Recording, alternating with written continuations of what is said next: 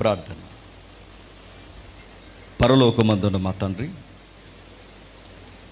నా ముందు విలువైన సంగతులు తండ్రి మీ కుమారుల ద్వారా మీరు మాట్లాడారు. అందుని బట్టి మీకు స్తుతులు స్తోత్రములు తండ్రి. మరికొన్ని యవనస్తులకు అవసరమైన సంగతులు మాట్లాడడానికి నన్ను వాడుకోండి. దైవజనులైన మమ్ములను కూడొచ్చిన తండ్రి, విశ్వాసులైన తండ్రి యవన బృందాన్ని అందరినీ మీ వాక్యము చేత సంధించండి. ఈ ప్రయాస, ఈ కష్టము తండ్రి నూతనమైన ఆత్మల తండ్రి సంఘంలోనికి చేర్చడానికి ఉపయోగించండి. ఎలా చెబితే తండ్రి ఈ తరాలకి అర్థం అవుద్దో వాళ్ళకి అర్థమయ్యేలా బోధించడానికి తండ్రి మీరే మమ్మల్ని నడిపించండి. మీరు కలగజేసుకోకపోతే మేము వాక్యం మాట్లాడలేము తండ్రి. మీరు మాతో లేకపోతే మేము సామాన్యమైన సంగతులు కూడా మేము మాట్లాడలేము తండ్రి. మీరు ఈ వేదికని, ఈ సమయాన్ని తండ్రి మీకు అప్పగిస్తున్నాం. ఈ మహిమను కూడా మీకు ఆపాదిస్తూ అన్ని విధాలుగా మీకు లొంగిపోతాం. క్రీస్తున్నామని ప్రార్థన సమర్పిస్తున్నాం తండ్రి. ఆమేన్. త్వరగా కొన్ని విలువైన సంగతులు విందాం. ఈరోజు 2 భాగాలుగా మనకు నిర్ణయించారు. సాయంత్రకాలపు సదస్సు ఉంది. అది పూర్తిగా అన్యులను కేంద్రీకరించి మాట్లాడాలని నాకు సలహా ఇచ్చారు. ఈ ఉదయకాలం వేళ పూర్తిగా యవనస్తుల గురించి మాట్లాడేది కనుక ఇలాంటి యూత్ మీట్స్లో మాట్లాడడం అనేది నాకు కూడా చాలా ఆసక్తిగా ఉంది. జాగ్రత్తగా విందాం. మీకు స్క్రీన్ మీద కనిపిస్తుందా? ఏదైనా ఇమేజ్ కనిపిస్తుందా? ఇంకా కనిపించట్లేదా? నా వైపు చూడండి. అయితే కొన్ని విషయాలు చెబుదాం. కనిపిస్తుంది, చూడండి. కనిపిస్తుందా? ఓకే. అక్కడ రాయబడిన సంగతిని మీరు చూడండి. యంగేజ్లో ఎక్కువ మంది ఎదుర్కొనే పరిస్థితుల్లో ఈ 3 మనకు కనబడతాయి. అందులో ఒక 4వది మిస్ అయింది. Money, love, sex, marriage, money. వీటిని గూర్చిన అవగాహన సొసైటీలో బిలీవర్స్ ఉన్న మనకి అవగాహన ఉండాలి. అవగాహన అంటే వాటిని ఎక్స్పీరియన్స్ చేయమని కాదు నా ఉద్దేశం. లేఖనాల వెలుగులో వాటిని చూడడం, హెల్దీగా చూడడం మనకు తెలియదు. బాధాకరమైన విషయం ఏంటంటే ఇప్పుడు యంగ్స్టర్స్ని తీసుకొచ్చి ఇక్కడ మనం కూర్చోబెట్టి కాన్ఫిడెన్స్ హాల్లో కాన్ఫిడెంట్గా మనం వాక్యం చెబుతుంటే కొంతమందికి వాక్యం ఎక్కకపోయేసరికి వాళ్ళు మాట్లాడే మాటలు ఏంటంటే, ఏంటి మాకు ఈ బైబిల్ నెత్తి మీద రుద్దుతారు మాకు అంటారు. మనం కూడా మారని టైంలో ఏతు బుద్ధి మనలో ఉన్నప్పుడు మనకు కూడా అనిపించేది ఏంటంటే, ఈ బైబిల్ని కోట్ చేయకుండా మాకేమైనా పర్సనాలిటీ డెవలప్మెంట్ క్లాసుల్లో ఏం చెప్పరాదా అని అడుగుతారు. పర్సనాలిటీ డెవలప్మెంట్ క్లాస్ చెప్పేవాళ్ళు ఈ అర్బన్ సిటీస్లో చాలామంది ఉన్నారు. యోగా మీద ధ్యాస ఉంచి బాడీని కంట్రోల్లో ఉంచాలని చాలామంది ప్రాక్టీసులు చేసేవాళ్ళు ఈ సొసైటీలో చాలామంది ఉన్నారు. ఆ డ్యాన్సులు అంటున్నారు, ఈ డ్యాన్సులు అంటున్నారు, కోచింగ్స్ అంటున్నారు, అవి అంటున్నారు, ఇవి అంటున్నారు. 30 రోజుల్లో మీ జీవితానికి భాష, ప్రవర్తన నేర్పించే పుస్తకాలు అంటున్నారు. ఇవన్నీ నన్ను అడుగుతున్నాను, తగలెట్టడానికి తప్ప దేనికి పనికిరావు. దేనికి ఇంచు కూడా మనలో మార్పును తీసుకురావు. బైబిల్ మాత్రమే ఈ సొసైటీకి ప్రక్షాళన చేయగలదు. బైబిల్ మాత్రమే ఒక మనిషిని జీవితంలో ఏ విధంగా జీవించాలో మెలకువ తీసుకురాగలదు. ఎవడు అన్నాడట, నాకు ఫీలింగ్స్ ఎక్కువ వచ్చేస్తున్నాయండి, ఆ విధమైన టెంప్టేషన్ నేను తట్టుకోలేకపోతున్నాను, ఈ సొసైటీలో నేను ఏదో ఒక మిస్టేక్ చేస్తే మా పేరెంట్స్కి నేను చాలా విరుద్ధమైన కార్యం చేసిన వాడిని అయిపోతాను, దీన్ని ఎలా కంట్రోల్ చేయాలంటే ఆ గాలోడు సలహా ఇచ్చాడట, ఆ సెంటర్కి వెళ్ళు అన్నాడట. ఆ సెంటర్లో ఏముంటుందంటే అక్కడ ఆసనాలు నేర్పిస్తారు, శ్వాస మీద ధ్యాస ఉంచమంటారు. దేని మీద? శ్వాస మీద ధ్యాస. శ్వాస మీద ధ్యాస ఉంచితే ఏమవుద్ది? బాడీ కంట్రోల్లోకి వస్తుంది. శ్వాస మీద బ్రీతింగ్ అలా కంట్రోల్లో ఉంచాలి. అప్ అండ్ డౌన్ దాన్ని హార్ట్ని కంట్రోల్లో ఉంచాలి. సోల్ ఒకదాంతో కనెక్ట్ అవ్వాలంటే వీడు జాయిన్ అయిపోయాడు, అందులో వెళ్ళిపోయాడు. శ్వాస మీద ధ్యాస ఉంచుతానన్నాడు. దరిద్రం ఏంటంటే ఆ టీచర్ గారు చాలా యంగ్గా ఉన్నారు. పేపర్లో వచ్చిందే చెప్తున్నాను నేను. ఆ శ్వాస మీద ధ్యాసించుతున్నా అన్నాడు. ప్రాక్టీస్ చేస్తున్నాడు. ఒకగానొక రోజు టీచర్ గారు విద్యార్థి జంప్ జిలాని వెళ్ళిపోయారు. విషయం ఏంటో తెలుసా? లాజిక్ ఏంటో తెలుసా? వీడికంటే శ్వాస మీద ధ్యాస లేక వీడు వెళ్ళిపోయాడు అంటే అనుకోవచ్చు, వీడి న్యూ పర్సనాలిటీ కనుక. గురువు గారికి ఏమైంది? గురువు గారి విద్యార్థితో వెళ్ళిపోవడం ఏంటి? నేను మళ్ళీ కౌంటర్ చేస్తున్నాను, దాని లాజిక్ నేను అడుగుతున్నాను. శ్వాస మీద ధ్యాసించి బాడీలో కంట్రోల్ ఉంచుతానన్న గురువు ఎందుకు ఉంచలేకపోయింది? నెవర్. గుర్తుపెట్టుకో. ఎక్సర్సైజులు మనిషిని కంట్రోల్లో ఉంచు, ప్రాక్టీసులు మనిషిని కంట్రోల్లో ఉంచు, బుక్ నాలెడ్జ్ మనిషిని కంట్రోల్ ఉంచు. ఒకవేళ బుక్ నాలెడ్జ్నే సొసైటీని బిల్డప్ చేస్తే ఎక్కడుంది అర్బన్ సిటీస్లో నాలెడ్జ్ని అడుగుతున్నాను? ఎక్కడున్న ఎథిక్స్ చెప్పండి? లేవు. లెసన్కి ముందుకు వెళ్ళే కొలది ఒక విషయాన్ని మనం కోట్ చేస్తాం. ఈరోజు ఈ సిటీస్లో, ఈ జంట నగరాల్లో వేగం పుంజుకుంటున్న ఒక విషయం ఏంటో తెలుసా? 1 night స్టేయింగ్ అనే కల్చర్ వచ్చింది ఈ సిటీస్. మీకు తెలుసా? సర్వేలో బయటకు వచ్చింది. నువ్వు ఎథిక్స్ ఫాలో అవద్దు, నేను ఎథిక్స్ ఫాలో అవను. మ్యారేజ్ అన్న విషయం నువ్వు ఎత్తొద్దు, మ్యారేజ్ అన్న విషయాన్ని నేను ఎత్తను. నా శరీరంలో పుడుతున్న ఈ కోరికలను తీర్చుకోవడానికి నిన్ను నేను విల్లింగ్ అడుగుతున్నాను. నీకు అదే ఫీల్ ఉంటే నేను విల్లింగ్. ఓకేనా? డీల్ ఓకే అయితే దాన్ని ఒక deal కుదుర్చుకుంటున్నారు. 1 night 2 days 3 days 4 days కొన్ని రోజులు ఎంజాయ్ చేస్తున్నారు. స్నానం చేసి వచ్చినంత ఈజీగా విడిపోతున్నారు. చొక్కా మార్చినంత ఈజీగా విడిపోతున్నారు. అడుగుతున్నాను, ఇవన్నీ ఎందుకు చేస్తున్నారంటే బాధాకరమైన విషయం. బయటోళ్ళ విషయం పక్కన పెట్టండి, చర్చికి వచ్చే బిలీవర్స్ కూడా వీటికి ఓటేయడానికి రెడీగా ఉన్నారంటే ఏమనుకోవాలి? అలాంటి పాప ప్రీతి లోకానికి ఎక్కువైపోయింది కనుకే ఇలాంటి సిటీస్లో యంగ్స్టర్స్ని చెల్లును కొట్టి అక్కడ నిలబెట్టాలి అంటే ఇలాంటి యూత్ మీట్స్ ఖచ్చితంగా జరగాలి. ఏముందో సొసైటీ ఎంత రోతగా ఉందో చెప్పాలి, నీ లైఫ్ ఏంటో చెప్పాలి. మ్యారేజ్, సెక్స్, మనీ, ఈ లైఫ్లో ఉండే ఎథిక్స్ ఏంటో మనకి చెప్పాలి అంటే ఇలాంటి దైవజనులు నిలబడిదిగో ఇలాంటి యవనస్తుల సదస్సులు పెట్టాలి. తీసుకొచ్చి కూర్చోబెడతాం. తిరగేస్తే ఎవరో ఒకరు అడుగుతారు, వాక్యం అంటే పూర్తిగా తెలియని తీసుకొచ్చి కూర్చోబెడితే ఒక కుర్రగాడు అడిగాడు పెద్ద ఆయన్ని, సీనియర్ ఎవాంజలిస్ట్, ఆయన చనిపోయారు, చాలా మంచి వక్త. ఆయనకి వాక్యం చెబుతున్నాడు. ఇలాంటి యవనస్తుల సదస్సులో మాట్లాడుతుంటే ఒకడు సర్వం లేచిపోయాడు. ఏమి సారు, అంతా బాగానే ఉంటుంది కానీ అదిగో ఆ నల్ల పుస్తకాన్ని తెచ్చి మా నెత్తి మీద ఎడితేనే మాకు నచ్చట్లేదు. నల్ల పుస్తకం అంటే బైబిల్ అని మాట్లాడితే ఎథిక్స్ అంటారు, మాట్లాడితే ఎథిక్స్ అంటారు. మాకు ఏమి నైతికత లేదని నేర్పిస్తున్నారు. పిహెచ్డి ఇక్కడ అన్నాడు.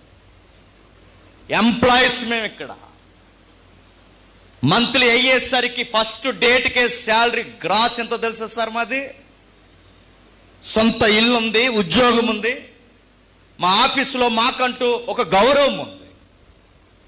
ఏం తక్కువ అయిపోయిందని మాకు ఎథిక్స్ నేర్పిస్తున్నారు. చదువు లేదని నేర్పిస్తున్నారా? ఉద్యోగాలు లేవని నేర్పిస్తున్నారా? ఈ సొసైటీకి ఏం ఎథిక్స్ లేవని ఈ పుస్తకంలో ఇదిగో నైతికత నేర్చుకుని అని చెప్తున్నారు. నిలబడొద్దంటారు, కూర్చోవద్దంటారు, చూడొద్దంటారు, మాట్లాడొద్దంటారు, అదేదో మొదటి కీర్తన అంటారు. అవన్నీ మా నెత్తి మీద రుద్దుతారు. ఎందుకు సార్ అన్నట్టుగా.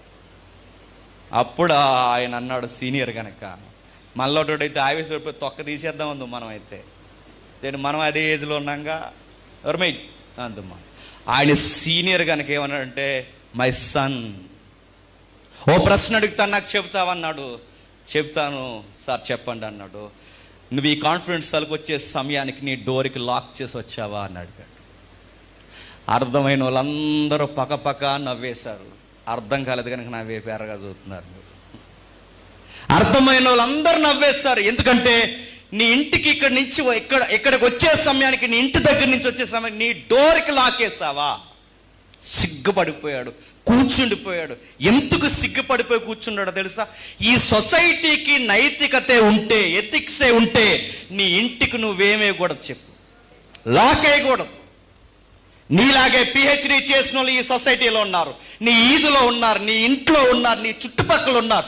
ఇంతమంది నైతికత ఉన్నారని ఈ సొసైటీని వెనకేసుకొస్తున్నావే. ఇంత నైతికత ఈ సొసైటీకి ఉంటే నువ్వెందుకు లాకేసుకొచ్చావు? నువ్వు వెనకేసుకొచ్చి నీ సమాజం మీద నీకు విలువలు లేవని నమ్మావు గనకే నీ ఇంటికి లాకేసుకొచ్చావు. అందుకే ఈ నల్ల పుస్తకం అవసరం అని చెప్పాడు. ఈ పుస్తకాన్ని ఎందుకు చెప్పాలంటే చదువులు కాదు, పిహెచ్డీలు కాదు, డిగ్రీలు కాదు, శాలరీ గ్రాస్ కాదు, పర్సనాలిటీ డెవలప్మెంట్ క్లాసులు కాదు, ఎక్సర్సైజులు కాదు, ఇవేమీ కాదు. ఒకటే ఎక్సర్సైజ్, సాధనం, వర్డ్ ఆఫ్ గాడ్. ఇది ఉండాలి. దేవుని వాక్యం, దేవుని వాక్కు ఎప్పుడైతే నరనరాల్లోనికి, హృదయాల్లోనికి చొచ్చుకుపోద్దో మనుషులు కట్టబడతారు. అందులో ముఖ్యంగా యవనస్తులు ఫేస్ చేసే పేజెస్, ఆ 4 విషయాలు మనకు కనబడతాయి. అక్కడ 3 ఉన్నాయి, 4 విషయాలు: love, sex, marriage, next money. మీరు ఆ వర్డ్ చూసిన వెంటనే కంగారు అయిపోకండి, నా వైపు కంగారుగా చూడకండి. అవి ఉన్నాయి బైబిల్లో. చూద్దాం, వెళదాం ఒకసారి. చాలామందికి సుపరిచితమైన అధ్యాయం అది, కాకపోతే వీటిని వెలికి తీరు బయటికి. చూద్దాం ఒకసారి. ఎబ్రేయులకు రాసిన పత్రిక 13వ అధ్యాయం. ఎబ్రేయులకు రాసిన పత్రిక 13వ అధ్యాయం. ఎబ్రేయులకు రాసిన పత్రిక 13వ అధ్యాయం మొదటి 4 వచనాలు చదవండి.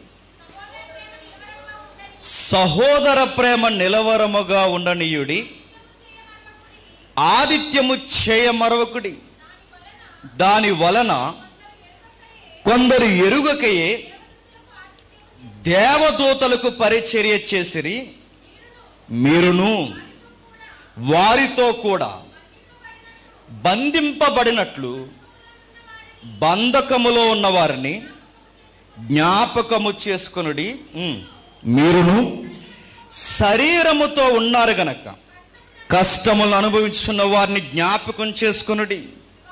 వివాహం అన్ని విషయములో ఘనమైనదిగాను, పాన్పు నిష్కల్మషమైనదిగాను ఉండవలెను. వేశ్యశాంగులకును వ్యభిచారులకును దేవుడు తీర్పు తీర్చును. ధనాపేక్ష లేని వారై మీకు కలిగిన వాటితో తృప్తి పొంది. ఇప్పుడు మనం వాడిన పదాలు ఏవైతే ఉన్నాయో, మనం వెలికి తీసిన పదాలు, ఆ 4 పదాలు చదివిన వచనాల్లో ఉన్నాయి. మీరు కోట్ చేయండి. ఫస్ట్ మొదటి వచనంలో లవ్ అంటే ఏంటో ఎక్స్ప్రెషన్ ఇస్తున్నాడు. నెక్స్ట్ 2వ వచనం అంటే 4వ అధ్యాయంలో 2వ మాటగా మ్యారేజ్ అంటే ఏంటో డెఫినేషన్ ఇస్తున్నాడు. నెక్స్ట్ మ్యారేజ్ తర్వాత సెక్స్ అబ్యూస్ కాకుండా ఉండాలి అంటే హెల్దీ సెక్స్ అనే దానికి అక్కడ వాడుతున్నాడు. చూడండి పదాలు. 4వది మనీ అన్నాడు. ఆ మాటలు మీకు అర్థమవుతున్నాయా? ఎందుకో మీరు ఎబ్రీ పత్రిక మీరు ఎప్పుడైనా చదివారో లేదో నాకు తెలియదు, కానీ చాలా విచిత్రంగా అనిపించే అధ్యాయం అండి ఇది. మీరు ఎబ్రీ పత్రిక నేరేటివ్ని మీరు ఎప్పుడైనా గమనించారా? దాన్ని మీరు చాలా జాగ్రత్తగా గమనించండి. ఆ ఎబ్రీ పత్రిక మనం చదువుతున్నప్పుడు 10 అధ్యాయాలు దేని గురించి రాశాడండి? 10 అధ్యాయాలు జూయిష్ కల్చర్ కోసం రాశాడు, యూదుల సంస్కృతి కోసం రాశాడు. యూదులు నాగరికత, వాళ్ళు ఎలా ఉండేవారు, ఒకప్పుడు వాళ్ళ బలులేంటి, ఇప్పుడు అసలైన బలేంటి, ఒకప్పుడు వాళ్ళ గుడారం ఏంటి, ఇప్పుడు నిత్యమైన గుడారం ఏంటి, ఒకప్పుడు పరిశుద్ధ స్థలం ఏంటి, ఇప్పుడు అతి పరిశుద్ధ స్థలం అంటే ఎక్కడుంది, ఇవన్నీ చూచాయిగా మాట్లాడుతూ 10 అధ్యాయాలు మాట్లాడతారు.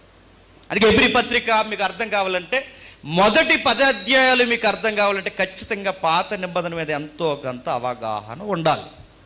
లేకపోతే ఎబ్రీ పత్రిక మీకు తమిళం చూసినట్టు ఉంటుంది, ఏం అర్థమైంది, ఏదో చెప్తున్నారండి ఎవరో, నాకు ఎదుకొచ్చిన కూడా మూసేస్తామ్మా. ఎబ్రీ పత్రిక 10 అధ్యాయాలు అంతా మీరు చూడండి, పాత నిబంధనలో ఉన్న ప్రతి కల్చర్ని లాక్కొస్తాడు. బలుల కోసం మాట్లాడతాడు, విజ్ఞయాగాల కొరకు మాట్లాడతాడు, అభిషేకాల కొరకు మాట్లాడతాడు, నిజమైన యాజకుడు ఎవరో మాట్లాడతాడు, యూదులు పాటించే ఆ 3 సంస్కృతులు ఏవైతే ఉన్నాయో వాటన్నిటినీ మాట్లాడతాడు. మాట్లాడి సడన్గా 11వ అధ్యాయంకి వచ్చేసరికి ఆ 10 అధ్యాయాల సంస్కృతిని అక్కడ ఆపేసి, బాగా వినాలి, ఆ 10 అధ్యాయాల సంస్కృతిని అక్కడ ఆపేసి సడన్గా తెర మీదకి తీసుకొస్తాడు, బైబిల్ హీరోస్ని తెర మీదకి తీసుకొస్తాడు. బైబిల్ హీరోస్ ఎవరు? భక్తులు, విశ్వాస వీరులు. వారిని తీసుకొచ్చి మాట్లాడతాడు. ప్రవక్తలు అంటే ఏబేలు దగ్గర నుంచి చివరి మరణం పొందిన జకరయ్య వరకు ఈ మరణాల పరంపర మాట్లాడడం మొదలెడతాడు. అక్కడి నుండి ఇదిగో ఆ భక్తులు, ఆ స్త్రీల వరకు చిట్ట చివరి మొదటి శతాబ్దపు క్రైస్తవుని నలిగిపోతున్న హతసాక్షుల వాసన వరకు అక్కడి వరకు మాట్లాడతారు. 12వ అధ్యాయంకి వచ్చేసరికి 12వ అధ్యాయం ఇంతమంది విశ్వాసులు ఇంత ఇలా నిలబడ్డానికి కారణం, వాళ్ళంత విశ్వాసం ఉండడానికి కారణం వాళ్ళు ఏదో గొప్పోలని కాదు, ఆ విశ్వాసాన్ని కొనసాగించిన కర్త ఉన్నాడు. ఎవరు? ప్రభు అయిన యేసుక్రీస్తు. అది 12వ అధ్యాయం లింక్ ఇస్తాడు. అర్థమవుతుందని చెప్పింది. అర్థమైనా అర్థం అవ్వకపోయినా అర్థమైనట్టు ఎట్టండి మొగాలు బండి ముందుకు వెళ్తుంది, లేకపోతే మళ్ళీ మొదలెడతాను చెప్తున్నాను. అది నెక్స్ట్ 10 అధ్యాయాలు యూదు సంస్కృతి కొరకు, నెక్స్ట్ 11వ అధ్యాయం విశ్వాసుల జాబితా కొరకు, 12వ అధ్యాయం ఇంత విశ్వాసం భక్తులు ఎలా కొనసాగించగలిగారంటే విశ్వాసానికి కర్తయు దాన్ని కొనసాగించిన ఆయన ఒక ఆయనే నజరేయుడైన యేసు. ఆయనను చూశారు. అంటే మనం క్రీస్తు శకములుండి వెనక్కి చూస్తున్నాం యేసుక్రీస్తు వారిని, వారు క్రీస్తు పూర్వం ఉండి యేసుక్రీస్తు వారిని ముందుకు చూశారు. ఆయన వస్తాడని ఆయన గుర్తెట్టుకుని బతికేశారు. అందుకే మోసే యొక్క స్టేట్మెంట్ మీకు గుర్తుందా? ఐగుప్తి సింహాసనము కన్నా క్రీస్తు నిమిత్తము నింద గొప్ప భాగ్యం. అంటే అప్పటికే యేసుక్రీస్తు వారు మోసెస్కి తెలుసా? చూచాయిగా తెలుసు. యాకోబు అంటాడు, నాన్న యోసేపు నీకు విషయం చెప్తున్నా, నాకు చెట్టు చివరి కోరుకుందిరా. ఆ కోరిక ఏంటంటే నా ఎముకలను, నా సమాధిని, నా బాడీని నువ్వు ఐగుప్తిలో ఈ మమ్మీలు పిరమిడ్స్ మధ్య నన్ను పెట్టొద్దు, నన్ను ఎక్కడ తీసుకెళ్తావంటే నా పితరులకు ఇచ్చిన వాగ్దాన భూభాగంలో నన్ను కప్పెట్టు. ఎందుకు? అప్పటికే వీళ్ళకి పునరుద్ధానం గూర్చి, యేసు జనన మరణ పునరుద్ధానం గూర్చిన అవగాహన వీళ్ళకి ఉంది. యోసేపు కూడా అదే కమిట్మెంట్తో చనిపోయాడు. భక్తులందరూ ఇది మనకు కనబడుతుంది, వాళ్ళందరూ చూపిస్తారు. సడన్గా 12వ అధ్యాయం అలా ఆగిపోద్ది. ఇప్పుడు వింతగా స్టార్ట్ అవుద్ది అధ్యాయం. అదే మనం చదువుకుంటున్న అధ్యాయం 13వ అధ్యాయం. మీరు గమనించండి, ఎక్కడ యూదుల సంస్కృతి, ఎక్కడ విశ్వాసుల చరిత్ర, ఎక్కడ ప్రభు అయిన యేసుక్రీస్తు వారు దీనికి సంపూర్ణం. ఈ ఫ్లోలో భక్తుడు ఇంత నిమగ్నమైపోయి ఇంత నిగూఢమైన విషయాలు మాట్లాడుతున్నప్పుడు అసలు ఆ ఫ్లోలో ఎవరైనా ఎక్స్పెక్ట్ చేస్తారా? సెక్స్ లైఫ్ కొరకు కానీ, మ్యారేజ్ కొరకు కానీ, మనీ కొరకు కానీ, అసలు లవ్ కొరకు ఆ ఫ్లోలో మాట్లాడుతుంది. ఇది మొదటి అధ్యాయం మాట్లాడితే బాగుంటుందండి. కానీ ఆ ఫ్లోలో ఇంత ఘాటైన విషయాలు చెప్పుకుంటూ వచ్చి ఇంత బరువైన విషయాలు మాట్లాడుకుంటూ సడన్గా మనకు విచిత్రంగా అనిపించేది, తెర మీదకి వెంటనే వచ్చేది యవ్వనస్తుల కొరకు, ఫ్యామిలీస్ కొరకు మాట్లాడతాడు. అరే ఏంటి అధ్యాయం ఎలా ముగిస్తున్నాడంటే అక్కడ ముఖ్యమైన విషయాలు ఉన్నాయి కనుక అధ్యాల కలగొలుపు ఉంది అక్కడ. అందుకే మాట్లాడుతున్నాడు. ఏం చెబుతున్నాడంటే లవ్ కొరకు మాట్లాడుతున్నాడు. లవ్ అంటే చెప్పండి, లవ్ అంటే చేతబడెట్టుకున్నట్టు అలా చూడటమా? లవ్ అంటే ఏంటి చెప్పండి? లవ్ అంటే ఇప్పుడు అందరూ ఏం చెప్తారు చెప్పండి? ఆవిడ కళ్ళు ఆర్పకుండా చూస్తాడు, చూస్తుంది, ఈవిడ కళ్ళు ఆర్పకుండా, అదే లవ్ అంటే. సొసైటీ దగ్గర డెఫినేషన్ ఏంటి చెప్పండి? అలా చూసుకుంటాడు, ఇలాగ అన్నం పెట్టుకో, నోట్లో పెట్టుకోబోయి ముక్కులు ఎట్టేసుకోవడమే లవ్. నాకు అర్థమవుతుంది. ఎక్కే బస్సు అలా ఎక్కలేక ముందుకు పడిపోవడం లవ్. ఆవిడ చూస్తున్నాడుగా. లవ్ అంటే ఏంటి? చేతబడులు పెట్టుకున్నట్టు చూడటమా? లవ్ అంటే ఈ వంకర సొసైటీకి డెఫినేషన్ తెలుసా? ప్రేమ అంటే ఈ సమాజానికి డెఫినేషన్. ప్రేమ అంటే ఏం తెలుసా? ఈ పార్కులో అదేంటి హుస్సేన్ సాగరా, ఆ హుస్సేన్ సాగర్ చుట్టూ తిరగడమా, లేదంటే ఈ కేబుల్ బ్రిడ్జ్ చేశారు కొత్తగా దాని మీద నైట్ 12:30కి తిరగడమా? లవ్ అంటే చదువుకోమని పంపిస్తే ఇలాంటి సిటీస్కి వచ్చిన తర్వాత హాస్టల్ వార్డెన్కి, గురువులకి కళ్ళు కప్పడమా? లవ్ అంటే పార్కుల్లో పొదల చాటును కూర్చోవడమా? లవ్ అంటే వాళ్ళ శ్వాస నీకు తగిలేలా, నీ శ్వాస వాళ్ళకి తగిలేలా శరీరాన్ని అపవిత్రపరుచుకొని గీరుకుని రక్కుకోవడమా లవ్ అంటే? లవ్ అంటే నేను అడుగుతున్నాను, సెక్షనే ఓడు లేకుండా, ఆ పదము లేకుండా, శృంగారం అనే పదం లేకుండా లవ్ ఎక్స్ప్రెషన్ ఇమ్మనండి వీళ్ళ దగ్గర ఉందేమో లేదు. ఈ సొసైటీకి తెలిసిన, ఈ సినిమా కల్చర్ తెలిసినది, ఈ తరానికి తెలిసింది ప్రేమ అంటే ఒకే ఒకటి, వివాహానికి ముందే శరీరాన్ని అపవిత్రపరచుకోవడమే లవ్ అంటారు. బైబిల్ ఆ ఎక్స్ప్రెషన్ ఇవ్వలేదు. లవ్కి చాలా పెద్ద పెట్టేసింది. లవ్ అన్ని కోణాల్లో మాట్లాడింది. లవ్ గురించి ఎన్నిసార్లు మాట్లాడుకున్నా ఈ సొసైటీకి అందనిది, అర్థం కానిది, ఎన్ని పుస్తకాలు రాసినా, ఎన్ని ప్రసంగాలు చెప్పినా ఆ ప్రేమను ఎప్పటికీ మనం అర్థం చేసుకోలేనంత బరువైన వివరణ ఉంది బైబిల్లో. థియలాజికల్గా మాట్లాడితే చాలా విషయాలు ఉన్నాయి, కానీ మనం యవనస్తుల వ్యూలోకి వచ్చేద్దాం. అసలు ఏముంది దీని గురించి ఎక్స్ప్రెషన్ ఇచ్చిన వాళ్ళు ఎవరైనా ఉన్నారంటే ఉన్నారు. నాకు చాలా ఇష్టమైన క్యారెక్టర్ ఆవిడ, చాలా ఉన్నారు ఆవిడ. ఆమె ఎవరో తెలుసా? సోలమతి. జస్ట్ వినండి, మళ్ళీ వచ్చేద్దాం. ఏం చేసింది ఆవిడ? నిజంగా ఆవిడ ఎథిక్స్ తెలుస్తుంది. ఈ జనరేషన్కి ఆవిడ టెస్ట్ మనీ చెప్పమంటే ఇక్కడ నిలబడి చెప్పించుకుంటున్నాడు చెప్తుందండి అందరికి. మగపిల్లోడు పని చేసినట్టు పని చేసేటట్టు ఇంట్లో. నేను అడుగుతున్నాను, మీ అందరికి కూరలు వండడం వచ్చా? మిమ్మల్ని అడుగుతున్నాను నేను. యూట్యూబా, గూగుల్ తెల్లా? సోలమతిని చూడండి ఎలాంటి పనులు చేస్తుందో. రండి ఒకసారి వెళ్దాం రండి. లవ్ అంటే ఏంటో ఆవిడని అడుగుదాం. నేను చెప్పొద్దు, మీరు చెప్పొద్దు, ఆవిడని అడుగుదాం, చెప్తుంది. చాలా బ్యూటిఫుల్ పర్సనాలిటీ ఆవిడ, చెప్దాం, ఒకసారి అడుగుదాం. పరమగీతాలు మొదటి అధ్యాయం, పరమగీతాలు మొదటి అధ్యాయం 3వ వచనం చూడండి. నీవు పూసుకొను పరిమళ తైలము సువాసన గలది. నీ పేరు పోయబడిన పరిమళ తైలముతో సమానం. కంపేర్ చేస్తున్నాడు చూడండి. చాలా మంది పరమగీతాలు అనగానే ఏమనుకుంటారంటే అదొక బ్యూటిఫుల్ లవ్ స్టోరీ బుక్ అనుకుంటారు. అలాగ అనుకున్నారు కనుక అలాగ అయిపోయారు. కాదు, అక్కడ చెబుతున్నది లవ్ స్టోరీ కాదు, చాలా విలువైన విషయాలు చెప్తున్నాడు. ఏ విషయాలు చెప్తున్నాడు చూడండి. నువ్వు పూసుకొని పరిమళ తైలము, నీ పేరు పోయబడిన పరిమళ తైలముతో సమానం. అంటే కంపేర్ చేస్తున్నాడు. ఏమని? నీ పేరు ఎలాంటిదంటే సుగంధ ద్రవ్యాలు, పరిమళ తైలం లాంటి పేరు నీ పేరు. కన్ని పిల్లలందరూ ఈవిడిని ఇష్టపడతారంట. ఈవిడికి ఫ్యాన్స్ ఉన్నారంట. ఎవరికి? ఈ సిటీలో ఉన్న వాళ్ళు కాదు, ఎవరికి? సోలమతికి. ఎందుకు ఫ్యాన్స్ ఉన్నారు? ఆమె ఫేమ్ అలాంటిది, నేమ్ అలాంటిది. ఇంకా ముందుకు అడిగేసి మాట్లాడుకుంటే ఆమె క్యారెక్టర్ అలాంటిది. ఏముంది ఆమె దగ్గర క్యారెక్టర్ అంటే, ఆడపిల్లని అలుసు తీసుకుని అన్నయ్యలందరూ కలిసి అమ్మాయిని మగపిల్లోడు చేసే పనుల దగ్గర ఎండలో పెట్టేశారు. ఏం చేస్తుంది? 6వ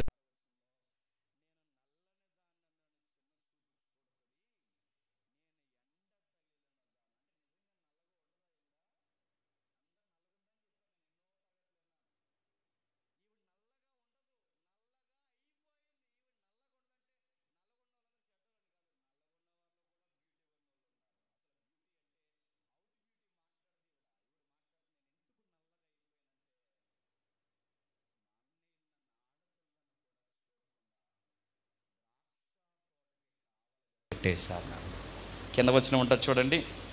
నన్ను నా సహోదరులు నా మీద కోపించి ద్రాక్ష తోటకి కావలగత్తిగా ఉంచిరి, అయితే నా సొంత తోట నేను కాయకపోతున్నాను. పొయిటిక్ ఎక్స్ప్రెషన్ అంటారు. అంటే నా సొంత తోట అంటే నా బ్యూటీ ఎందుకు, నా బ్యూటీ ఎందుకు పాడైపోయిందంటే నేను ఆ తోటను కాస్తున్నాను కనుక ఈ అందం అనే తోటను నేను కాయలేకపోయాను. ఎండకు ఎండిపోయాను, వానకు తడిసిపోయాను, ఈ పనిలో నలిగిపోయాను. మా అన్నయ్యలు చెప్పిన పని తూచా తప్పకుండా పాటించాను. నా మీద సీరియస్ అయ్యారు, ఎందుకో నాకు తెలియదు. నా మీద కోప్పడి నన్ను తీసుకెళ్ళి మగపిల్లలు చేసే పని నన్ను అక్కడ పెట్టారు. నేను కావలి కాస్తున్నాను, ఈ తోట కావలి గనక నేను నల్లగైపోయాను. నేను అందుకే అడిగాను, ఒక ఆడపిల్ల అన్నయ్యలందరూ చెప్పిన మాట జవదాటకుండా ఏం చేస్తుంది చెప్పండి? అన్నయ్యలు మన దగ్గర నిలబడ్డారు, మన దగ్గర కూర్చున్నారు.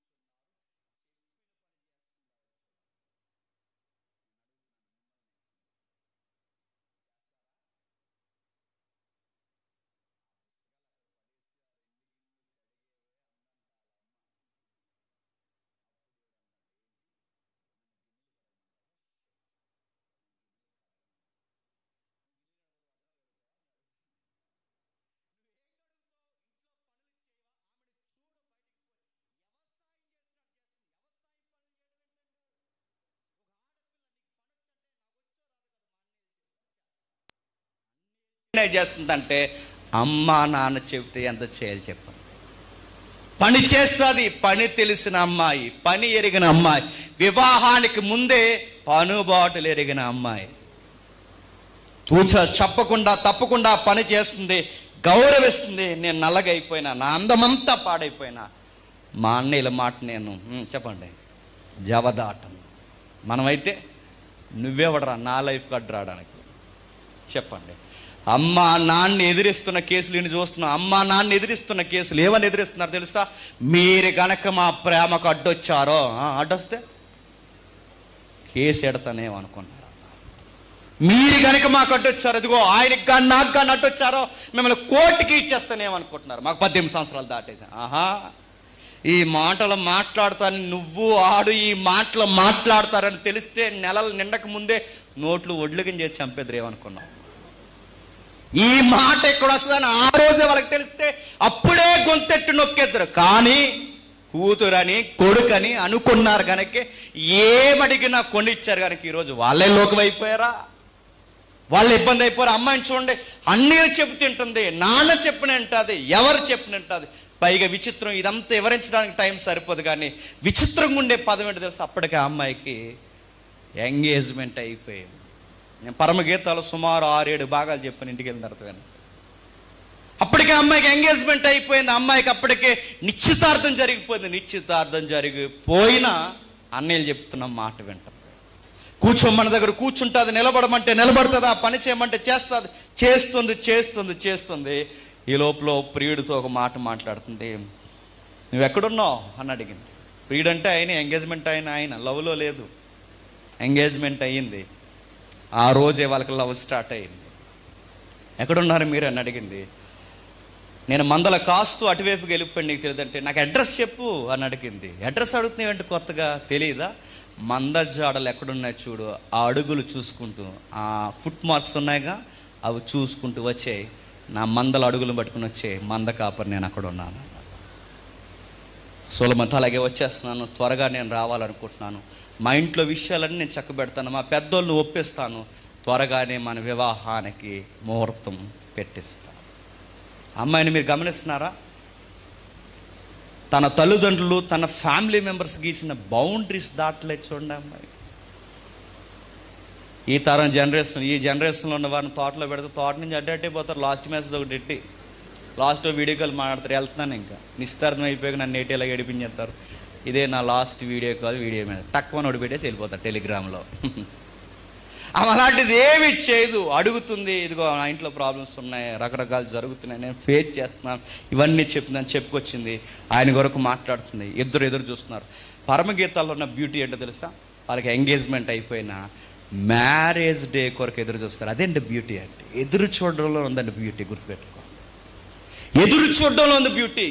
ఎప్పుడు ఆ సమయం వస్తుంది, ఆ సమయం కొరకు ఎదురు చూడడం బ్యూటీ. ఈ జనరేషన్లో ఉన్న వారికి ఎంగేజ్మెంట్ అయిపోతే నేను ఎలాగొస్తాను చెప్పు, నువ్వు అలాగొచ్చే కేబుల్ బ్రిడ్జ్ మీద కలుసుకుందాం అన్నాడు. ఆవిడ అలా అనదు, అలాంటివి ఏమీ మాట్లాడదు. ఆమె ఒకే ఒకటి చెప్తుంది, ఆ టైమింగ్ కొరకు మాట్లాడదాం, డిస్టెన్స్ మెయింటైన్ చేద్దాం, హెల్దీగా ఉందాం, హానెస్ట్గా ఉందాం, బౌండరీని దాటిపోవద్దు అని చెబుతూ ఎందుకు ఈమెను కన్యలు మెచ్చుకుంటున్నారంటే ఆమె కమిట్మెంట్ని బట్టే కన్యలు మెచ్చుకుంటున్నారు. ఏమని మెచ్చుకుంటున్నారు? ఆమెకి వాళ్ళకి సజెషన్ ఇస్తుంది. ఏమనంటే 2వ అధ్యాయం 7వ వచనంలో చూడండి. 2వ అధ్యాయం 7వ వచనం, యెరూషలేము కుమార్తెలారా, పొలములోని ఇరులను బట్టి లేళ్లను బట్టి మీ చేత ప్రమాణం చేసుకుని, వీళ్ళందరూ అంటే ఈమెను ఇష్టపడే ఫాలోవర్స్ ఉన్నారు. ఎవరు? యంగ్స్టర్స్. వాళ్ళందరూ ఈమెను ఇష్టపడుతున్న వాళ్ళందరికీ చెబుతుంది. ఏమని చెబుతుందంటే, ఇదిగో నాకు ఒక ప్రమాణం చేయండి, నాకు ప్రామిస్ చేయండి, నాకు ఒట్టేసి ఒక మాట చెప్పండి, నాకు ఒట్టే చెప్పండి. దేని మీద ఒట్టేస్తారంటే ఈ పొలములో తిరుగుతున్న ఇరులంటే జింకలు, దుప్పులు. ఈ జింకల మీద ఒట్టే చెప్పండి, ఈ లేళ్ల మీద ఒట్టే చెప్పండి, ఈ పొలాల మీద ఒట్టే చెప్పండి, నా చేతిలో చెయ్యేసి చెప్పండి. ప్రేమకు ఇష్టమగు వరకు మీరు లేపకయు కలతపరచకయు ఉండుడని మిమ్మును బతిమాలుకొనుచున్నాను. మీ పేజ్, మీ ఏజ్ నేను దాటొచ్చాను గనక, నేను యంగేజ్ దాటి మ్యారేజ్ లైఫ్లోకి నేను వచ్చేసాను గనక, ఆ వయసు దాటిన అనుభవంతో నేను చెప్తున్నాను, నాలాగి ఈ స్టేజ్ వచ్చేంత వరకు ఆ లవ్ జోలికి పోకండి అంటాను. చూడండి, నాలాగా వయసు వచ్చేంత వరకు మీరు ఆ ప్రేమనే మాట ఎత్తకండి. ఒట్టేయండి, లేళ్ల మీద ఒట్టేయండి, జింకల మీద ఒట్టేయండి, పొలాల మీద ఒట్టేయండి, నా చేతిలో చెయ్యేసి చెప్పండి, అక్క మేము వాటి జోలికి పోమని సిస్టర్స్గా నాకు మాట ఇవ్వండి. ఇంకా యెరూషలేము కుమార్తెలారా నాకు మాట ఇవ్వండి. ఎందుకు అందరూ ఈమెను ఇష్టపడుతున్నారు? ఆమె ఉన్న కమిట్మెంట్ చూసి ఆశ్చర్యపోతున్నారు. 16 ఏళ్ళు దాటేసరికి లేదా 13 ఏళ్ళు దాటేసరికి ప్రతి ఒక్కడికి ఆలదిద్ద దగ్గర నుంచే చూపిస్తున్నారు స్టోరీలు. పక్కింట్లో ఉండేవారట ఒకప్పుడు, ఇప్పుడు ఏమైంది, మళ్ళీ పక్కింటికి వచ్చారంట. అంతేనంట, తూనేగా అంట. ఎగిరిపోద్ది ఏమనుకుంటున్నావు? తూరేగలో, కందిరేగలో, ఆ ఏగలో, ఈ ఏగలో, తేంటేగలో. నేను అడుగుతున్నాను, ఇవన్నీ నేను అడుగుతున్నాను. లేత వయసులో చదువుకుంటున్నావు, చదువుకో. తల్లిదండ్రులకి పని చేస్తున్నావు, పని చేయి. తల్లిదండ్రుల మాట అదే గౌరవించు. ఉద్యోగమే కొట్టు. ఇలాంటి గోల్స్ నీ పేరెంట్స్ నీ మీద పెట్టుకున్నప్పుడు ఆ వయసు వచ్చేంత వరకు వాటి జోలికి పోకండి. ఆ వయసు వచ్చినప్పుడు జరగాల్సినవన్నీ జరుగుతాయి. ఏం జరుగుతాయి? నాకు వయసు వచ్చింది, ఎక్కడ దొరుకుతాడో ప్రియుడా అని తిరగలేదు. నా ప్రియుడికి తగిన సంబంధం నేనే అని దేవుడు నిర్ణయించాడు. నా ప్రియుడు ఎవరో కాదు, అదిగో ఆ గొర్రెల కాపరే నా ప్రియుడు. జాగ్రఫికల్గా కూడా ఈ స్టోరీ వర్ణించవచ్చు, మనం ఆత్మీయంగానే వర్ణించారు, కానీ భౌగోళిక వర్ణన ఉంది. ఇదిగో నా ప్రియుడు ఎవరో తెలుసా? పని చేస్తున్నవాడు నా ప్రియుడు, గొర్రెలు కాస్తున్నవాడు నా ప్రియుడు. నీ ప్రియుడు, నీ ప్రియురాలు, సబ్జెక్టులు అన్నీ పోయి అలా నీ ప్రియులు మొత్తం గాలి తిరుగుళ్ళు, నువ్వు తిరిగి వాళ్ళది మొత్తం సబ్జెక్టులు పోయి.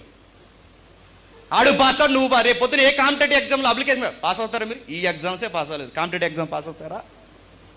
పాస్ అవుతారని అడుగుతున్నాను. ఎవరు నీ ప్రియుడు? ఒక క్వాలిఫికేషన్స్, ఒక ఎథిక్స్ ఏమైనా ఉన్నాయా? అతను పని చేస్తాడు, తన సొంత మందలం చెప్తాడు.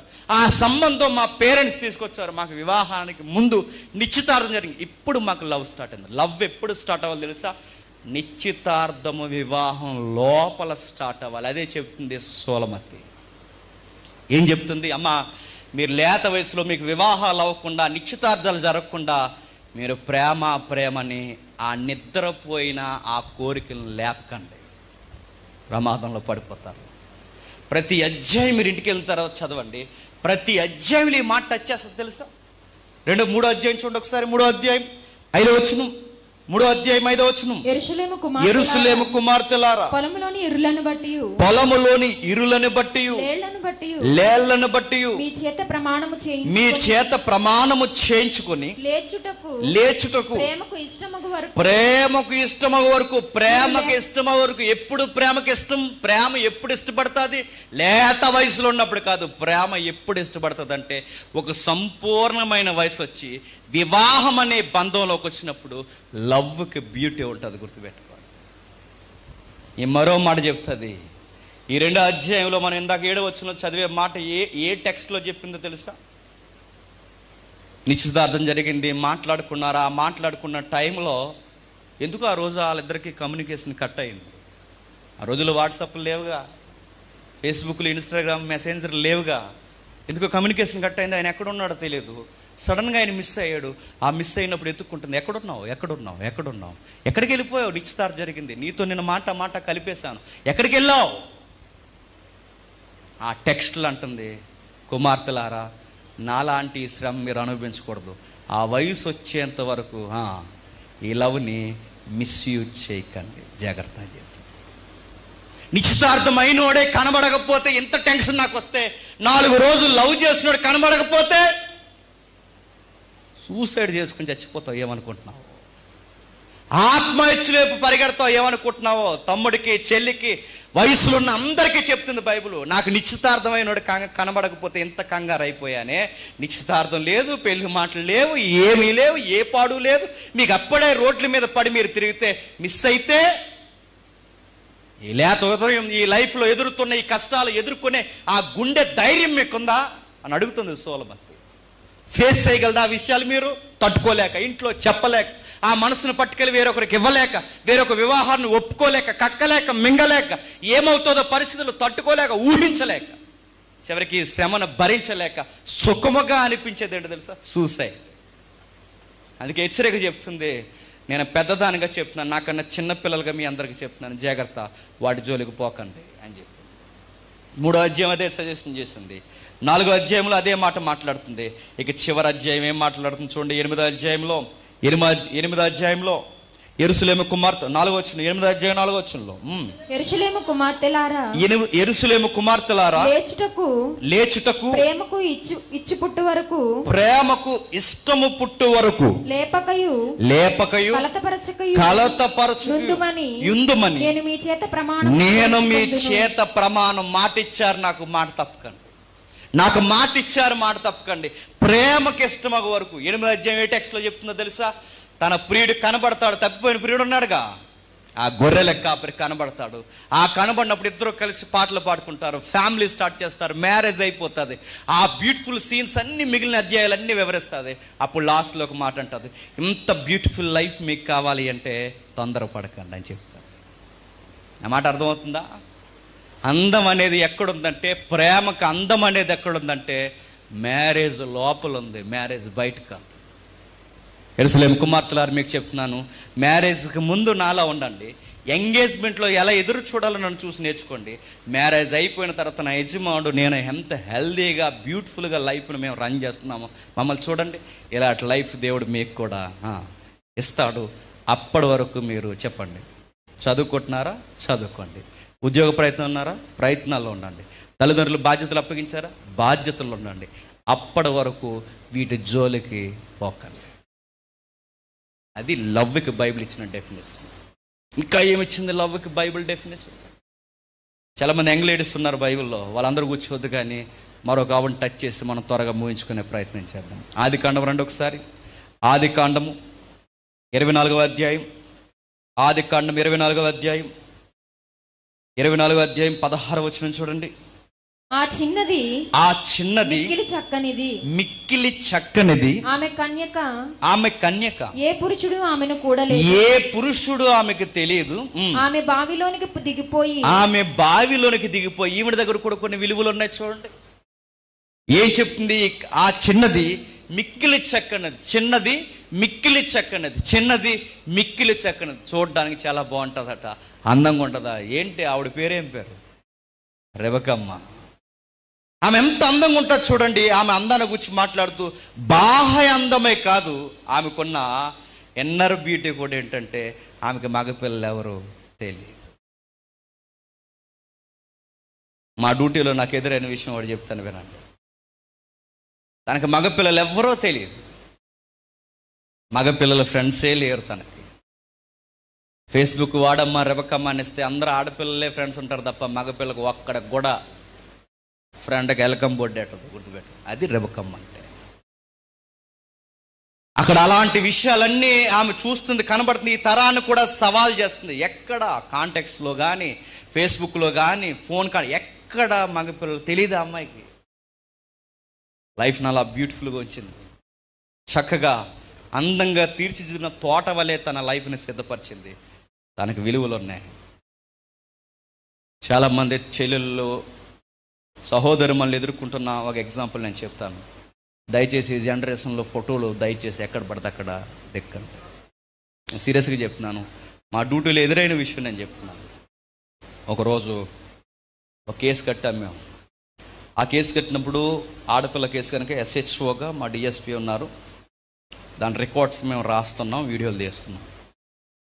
ఆ తీస్తున్నప్పుడు ఆ భార్య భర్తలు అన్నమాట, ఇద్దరు ఇష్టపడే పెళ్లి చేసుకున్నారు. వాళ్ళిద్దరికి 2 పిల్లలు పుట్టారు.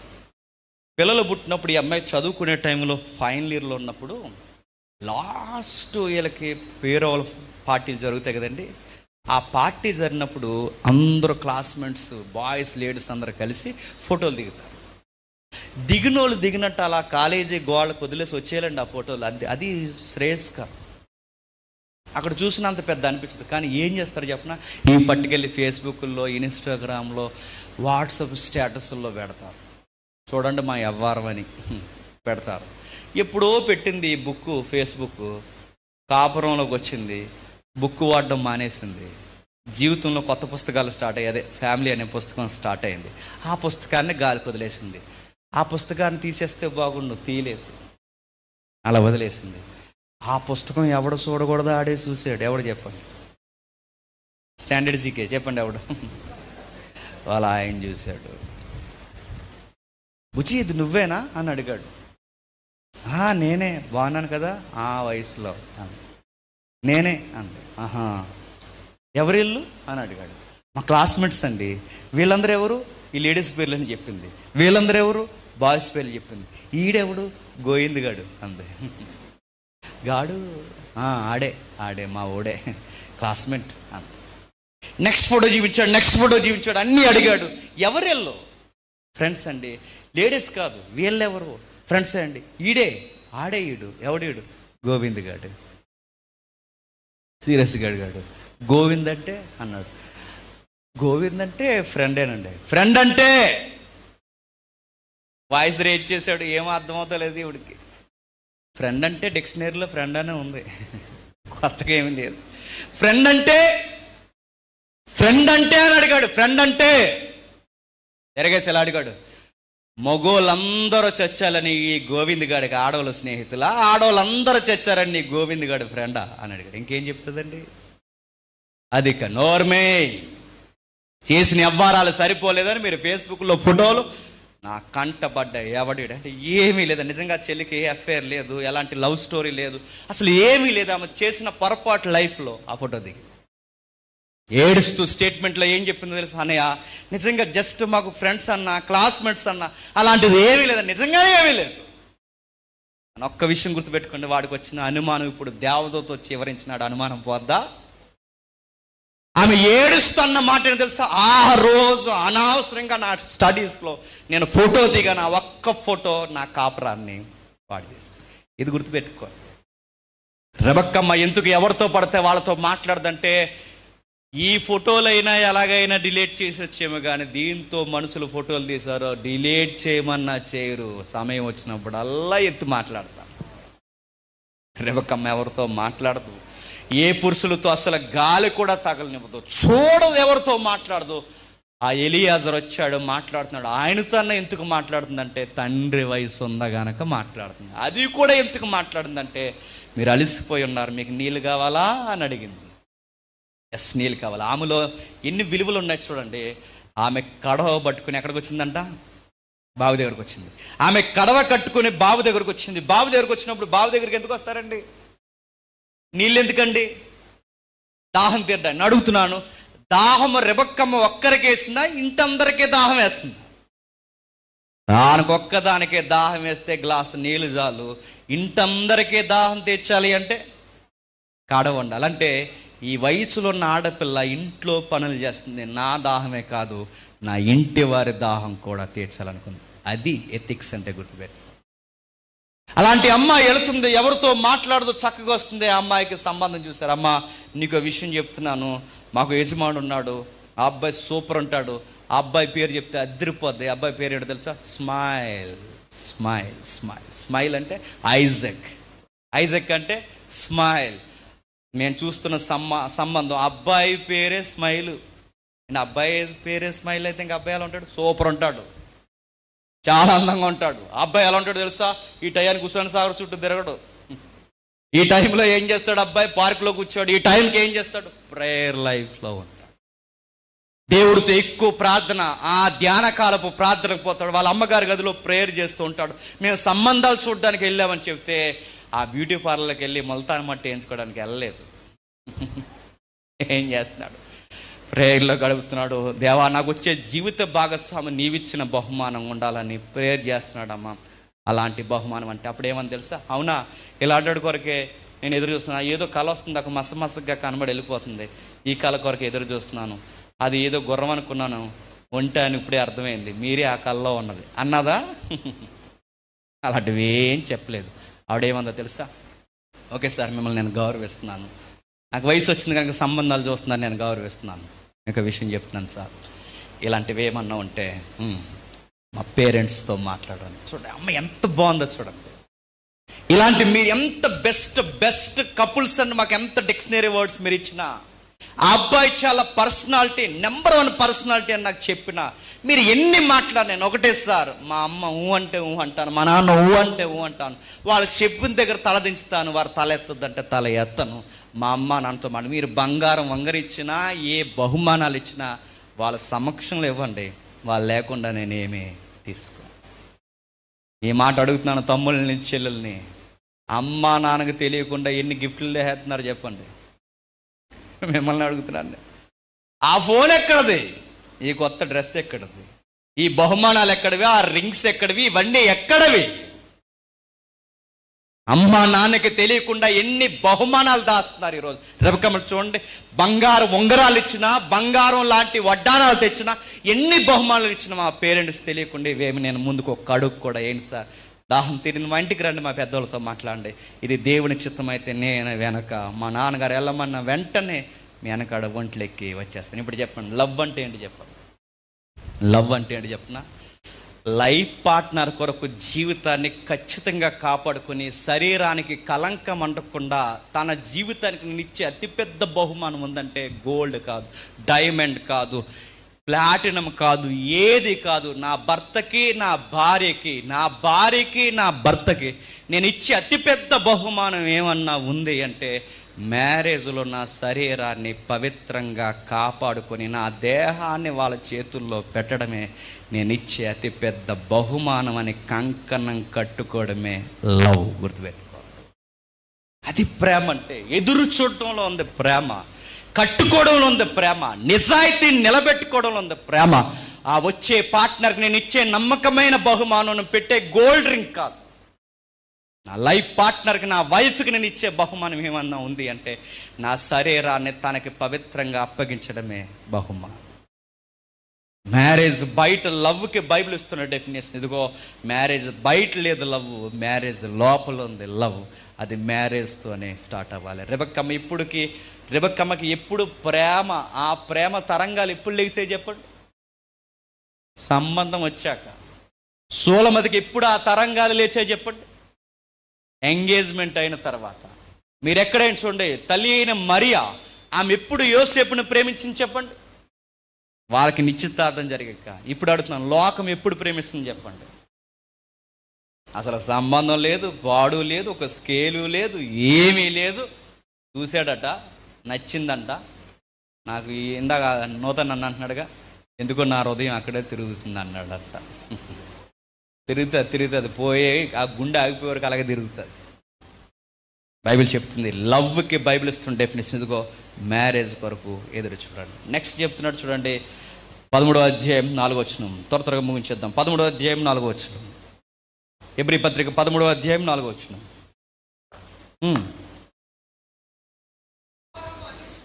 వివాహము అన్ని విషయములలో ఘనమైనది గాను, పానుపు నిష్కల్మషమైనది గాను ఉండవలెను. ఆగుదాం. వివాహం ఎలా ఉండాలట? వివాహం అన్ని విషయములలో ఘనమైనది గాను, వివాహం అన్ని విషయములలో ఘనమైనది గాను. ఘనమైనది గాను అన్ని విషయాలన్న దగ్గర ఫుట్ నోట్ ఇచ్చాడు చూడండి. అందరిలో ఘనమైనది అంటే లైఫ్లో ఎంతమంది ఉన్నా, ఎన్ని స్నేహాలు మనకు పరిచయమైనా, ఎన్ని బంధాలు, కొత్త అవకాశాలు, కొత్త పరిచయాలు ఎన్ని వచ్చినా, మన లైఫ్లో ఒకే ఒక్కటి విలువైనది ఏంటి చెప్పండి? వివాహ బంధం. గుర్తుపెట్టుకో, వివాహం అందరిలో ఘనమైనదంటే నా లైఫ్లో ఉన్న అన్ని బంధాల కన్నా నా వివాహ బంధమే ఘనమైనదని ఎదురు చూడడం, అది వివాహం ఘనమైనదంటే. వివాహం ఘనమైనదనగానే మనం ఏమనుకుంటామంటే ఆ ఆకులు 5 కూరలు, ఈ ఆకులు 14 కూరలు వేయడం అనుకుంటాం. వివాహం ఘనమైనదంటే గట్టిగా చేశారంటే గట్టిగా డబ్బులు పెట్టి గట్టిగా పెట్టి, ఈ సిటీస్లో మరీ ఎక్కువ, మీ తెలంగాణ సైడ్ బుల్లెట్ ఎక్కువస్తారంట. బుల్లెట్ ఎక్కువస్తుందని కంగారు పడకన్నారంట. బుల్లెట్ ఎక్కువతో ఏదో రోజు ఆటో ఎక్కి పంపించేస్తారు, ఇలా డ్యాన్సులు అన్నీ వేసావంటే. ఇలాంటి సొసైటీ చెప్తాడు, ఎవడో నా మీద కామెంట్ పెట్టినా చెప్తాం, బుల్లెట్ ఎక్కి రావడం పెట్టి వీడు సూట్ ఇప్పేసి ఇలా తిరిగాడట, ఆవిడ ఎలా సూట్ చేసి. నేను అడుగుతున్నాను, మ్యారేజ్లో సిగ్గుపడాలి కానీ డ్యాన్స్ వేయడం ఏంటండి? ఎంత సిగ్గుపడితే అంత బ్యూటిఫుల్గా ఉంటుంది, ఎంత తక్కువ మాట్లాడుకుంటే అంత బ్యూటిఫుల్గా ఉంటుంది. బుల్లెట్ ఎక్కువస్తాను, కారు ఎక్కువస్తాను, విమానాలు ఎక్కువస్తాను, మేఘాల మీద వస్తానంటే ఎక్కిరా, త్వరగా ఆటో మీద పంపించేస్తారు. మ్యారేజ్ కోసం బైబిల్ చెప్తుంది వివాహం అన్ని విషయంలో ఘనమైనది, అన్ని విషయంలో ఘనమైనది. ఎంత ఘనమైనది అంటే ఇదిగో డప్పులు కాదు, పెట్టే భోజనాలు కాదు, మేము ఖర్చు చేస్తున్న ఈ పెళ్లి ఖర్చులు ఏమీ కాదు, అన్నిటిలో ఘనమైనదంటే ఒక్కటే చెబుతున్నాడు, నా అన్ని బంధాల కన్నా నా వివాహ బంధమే గొప్పది, దానికి నేను విలువనిస్తాను. ఒక ఉదాహరణ చెప్తాను. ఎలా అంటే యోసేపు గారి స్టోరీ మీకు తెలుసు కదండి. ఆ ఆఫీసర్ వాళ్ళ వైఫ్ ఉంది, చాలా ఆఫర్లు ఇచ్చింది ఆయనకి. ఎవరికి? యోసేపు గారికి. ఆంటీ గారి మాటలు ఎలా ఉన్నాయో మనకు తెలుసు, నేను టెక్స్ట్ తీయట్లేదు, నీతో నేను లవ్ చేయాలనుకుంటున్నాను అండి. అది లవ్ అంటారు దాన్ని, కాబట్టి ఆవిడ అంటుంది లవ్ అని. అంటే అప్పుడు ఆ అబ్బాయి అంటాడు, మేడం మీకు విషయం చెప్పాలి, మీరు నా యజమానికి భార్య. మీరు నా యజమానికి భార్య అంటే యోసేపులో ఉన్న సున్నితమైన మనసు ఏంటో తెలుసా? వివాహాలైన కాపరాలని యోసేపు చెప్పండి గౌరవిస్తా. మీరు వేరొకరికి భార్య అమ్మ అని చెప్పాడంటే దాని అర్థం ఏంటండి? భార్య భర్తల మధ్యలోకి దూరకూడదు, భార్య భర్తల సంబంధాల్లోనికి వేరొక వ్యక్తిగా ప్రవేశించకూడదు. మీరు వేరొకరికి భార్య, మీరొకరు వేరొకరికి భార్య అని చెబుతున్నాడంటే వివాహాన్ని ఎంత గౌరవిస్తున్నాడు చెప్పండి. ఈరోజు మీ వివాహాన్ని నేను గౌరవించకపోతే రేపు నాకు వివాహం అవుద్ది. మీ వివాహంలోకి నేను అడుగు పెడితే నా వివాహంలోనికి చెప్పండి దేవుడు మరొకరిని అడుగులేయిస్తాడు. ఎంత ఘనపరుస్తున్నాడండి, తన వివాహాన్ని ఘనపరుస్తాడు, గౌరవిస్తాడు. వచ్చినవే అవకాశాలని ఏ తప్పు చేయడు. తన దగ్గర ఒక విషయం ఉంది, ఆ విషయం ఏంటో తెలుసా? నాకు ఒక భార్య వస్తుంది, అప్పటి వరకు నా జీవితాన్ని నేను కట్టుకుని బతకాలి. ఆ ఎవరైతే ఉన్నారో ఆ అశ్వినప్తో వచ్చేంత వరకు, ఆ పూజారి గారి అమ్మాయి అశ్వినప్తో వచ్చేంత వరకు ఎవరికైనా అవకాశం ఇచ్చాడా? మురిసిపోయాడా? ఎన్ని అవకాశాలు ఇచ్చినా, ఎంత మనీ ఇస్తానన్నా, ఎంత ఫుడ్ ఇస్తానన్నా, ఎంత టెంప్టేషన్ గురి చేసినా, ఎంత పొగిడినా ఆయన చెప్పింది ఒకటే, నేను వివాహాన్ని గౌరవిస్తాను. నీతో నేను ఎందుకు సంబంధం పెట్టుకోని చెప్పనా? నీకు పెళ్ళి అయింది, పెళ్ళి అవ్వకపోతే, ఈ మాట నేను అనకూడదు, పెళ్ళి అవ్వకపోతే ఎంతో కొంత ఆలోచించేవాడు నీ కొరకు. కానీ ఈరోజు మీకు మ్యారేజ్ అయింది, అలా మీరు మాట్లాడకూడదు, గుర్తుపెట్టుకో.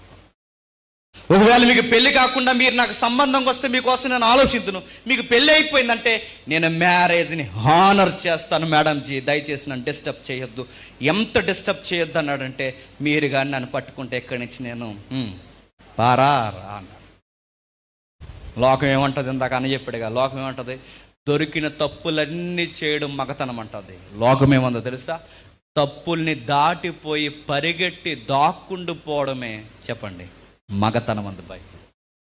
కనబడిన ప్రతి దిక్కున సొంగగార్చడం మగతనం అని ఈ లోకం చెబుతుంది. నీ జీవితాన్ని, నీ చూపుల్ని, నీ పవిత్రతని కాపాడుకోవడమే మగతనం అని బైబిల్ చెబుతుంది. గుర్తుపెట్టుకో. వివాహము అన్ని విషయంలో ఘనమైంది. చాలామంది చెప్తారు, అరే మ్యారేజ్ వద్దురా, మ్యారేజ్ వద్దురా, మేము పడుతున్నామరా, మ్యారేజ్ వద్దురా అంటే నేను అడుగుతున్నాను, ఆ చెప్పే సోదిగాళ్ళందరూ వాళ్ళ కాపురాలు చేయడం రానోళ్ళండి. మ్యారేజ్ వద్దురా, చేసుకోకరంటే మ్యారేజ్ వద్దు, ఇలా గాడిదల తిరగ ఊరి మీద పడన్నా? మ్యారేజ్ వద్దన్న వారిని బైబిల్ ఏమని తెలుసా? వాళ్ళ దేవునికి అగెనెస్ట్గా మాట్లాడుతున్నారు. వివాహమును నిషేధించువారు దేవునికి విరోధులు. వివాహము ఘనమైనది. ఆది కాండము ఏదేని వనంలో స్టార్ట్ అయింది. ప్రకటన గ్రంథం గొర్రెపిల్ల వివాహ మహోత్సవంతో ఈ ప్రపంచం ముగిసిపోతుంది. అంటే ఈ ప్రపంచం వివాహంతోనే స్టార్ట్ అయింది, ఈ ప్రపంచం వివాహంతోనే చెప్పండి ముగిసిపోతుంది. వివాహం అంత ఘనమైనది. అలాంటి వివాహాన్ని ఎవడో గాలిగాడొచ్చి మేము పడలేకపోతున్నామంటే నీ కాపురం చేయడం రావట్లేదని చెప్పు. నీకు చేత కాలేదని ఇంకెవడికి చేత కాదని చెప్పి, అయినా నీ నిర్ణయాలు నీ మీద అనుకుని తీసుకున్నావు కనుక, దేవుడు అనే ఒక అవకాశం నీ లైఫ్లో లేదు కనుకే నీ వివాహం ఇలా తగలడిపోయింది. వివాహం మీద జోకులు వేసిన, వివాహం మీద ఎవడైనా దిగజారి మాట్లాడిన, వివాహం కొరకు ఎవడైనా తక్కువ చేసిన, వివాహం అంటే ఒక తలపోట్రా, అది మైండ్ని డిస్టర్బ్ చేసిన ఎవడైనా వివాహం కొరకు తక్కువగా మాట్లాడితే ఏడబ్ల్యూ టాజర్ ఇలా అన్నాడు, అలాంటి వాడికి దూరంగా ఉండండి, అలాంటి వాడి స్నేహాన్ని కట్ చేసేయండి. వివాహము ఘనమైనది. వివాహాన్ని గురించి తక్కువ మాట్లాడకూడదు, వివాహాన్ని డౌన్ చేసి మాట్లాడకూడదు, వివాహాన్ని ఎద్దేవ చేయకూడదు, వివాహాన్ని తప్పుడు విషయాల మీద జోకులు వేయకూడదు. వివాహం దేవుడు ఏర్పరిచిన గొప్ప వ్యవస్థ. అందులో దేవుని ప్రణాళికలు ఉన్నాయి. పెళ్లి చేసుకోవాలి, పిల్లలను కనాలి, దేవుని సంకల్పాన్ని ప్రకటించాలి, ప్రకటిస్తూ సాక్షార్థంగా జీవించాలి. వివాహానికి ఎంత సాక్ష్యం. వివాహం కొరకు ఎవరైనా తక్కువ చేసి మాట్లాడితే వాళ్ళతో మీరు జాగ్రత్తగా వ్యవహరించండి అని చెప్తున్నాడు. అందుకే యంగ్ ఏజ్లో ఉన్న వారు అందరూ గుర్తుపెట్టుకోవాల్సినది, లవ్ ఉంది, లవ్ వద్దని లేదు. ఆ లవ్ చెప్పండి, మ్యారేజ్ లోపలికి తీసుకురండి. వివాహం వద్దని బైబిల్ చెప్పలేదు. వివాహంతో మీ లైఫ్ని, న్యూ లైఫ్ని స్టార్ట్ చేయండి. ఈ రోజుల్లో మనకు కనబడుతున్నవి ఏంటో తెలుసా? ఇక్కడ ఎక్కువ కనబడుతున్నవి మ్యారేజ్లు తక్కువైనాయి అంట. సర్వేలో తేలింది. మ్యారేజ్లు వద్దట.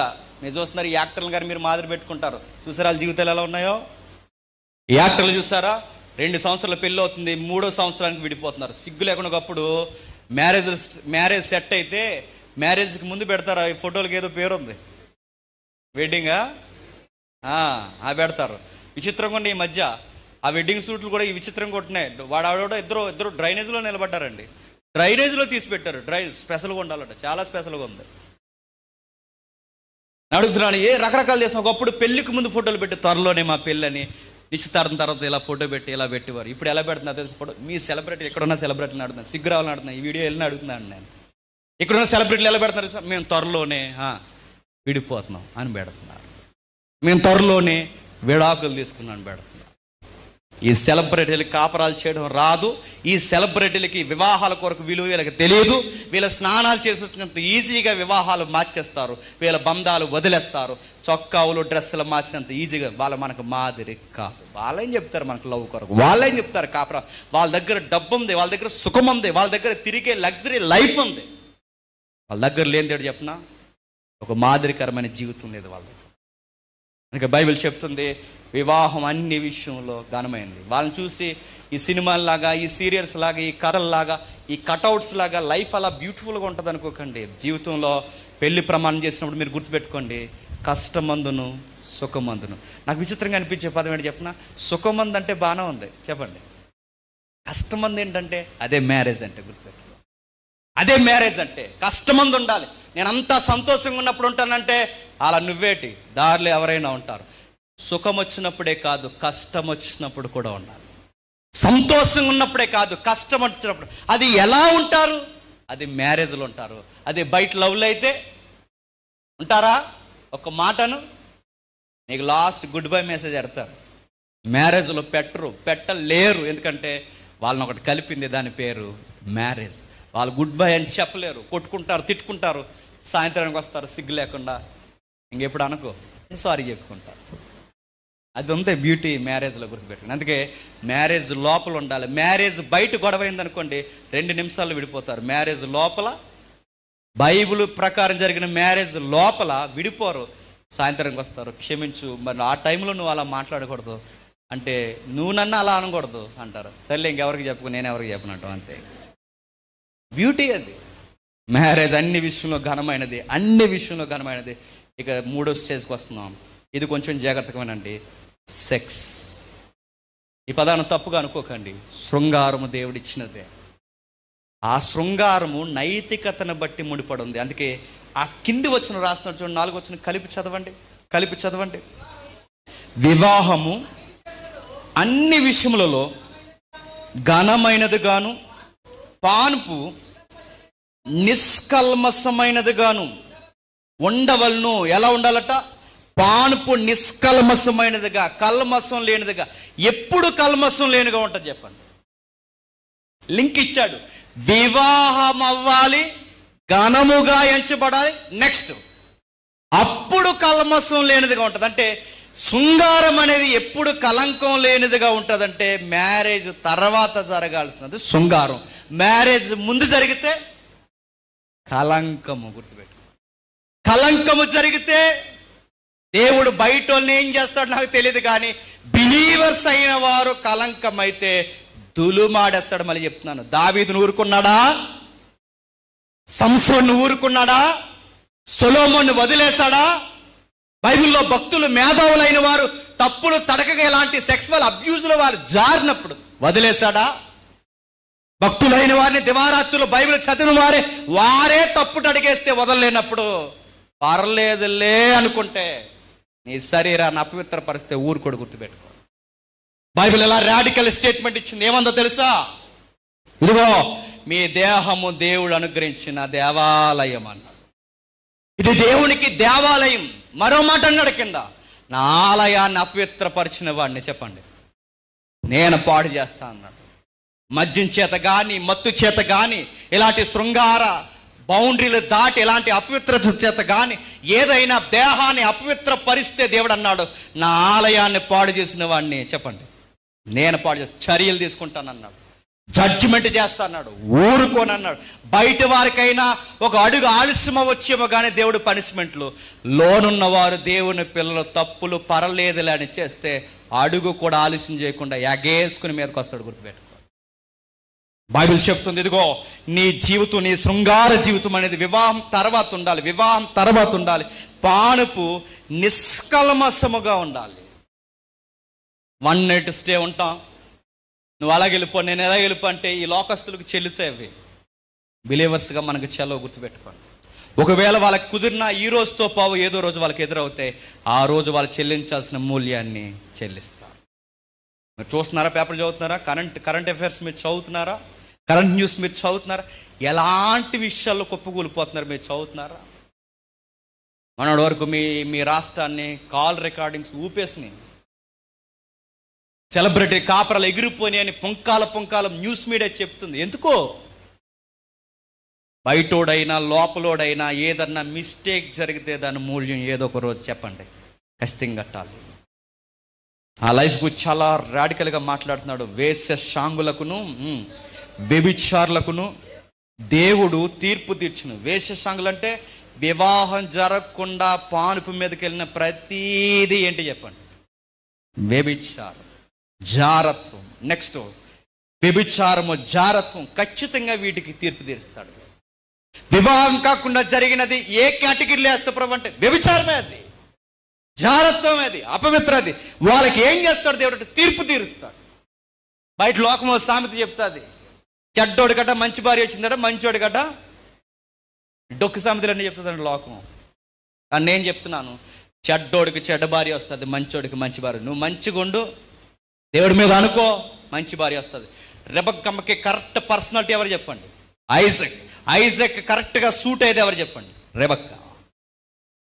మరియమ్మకి సూట్ అయ్యేది ఎవరు చెప్పండి? క్రొత్త నిబంధనలో తల్లి అయిన మరికి యోసేపుకి కరెక్ట్ పర్సనాలిటీ ఎవరు చెప్పండి? అబ్రహాంకి కరెక్ట్ పర్సనాలిటీ ఎవరు చెప్పండి?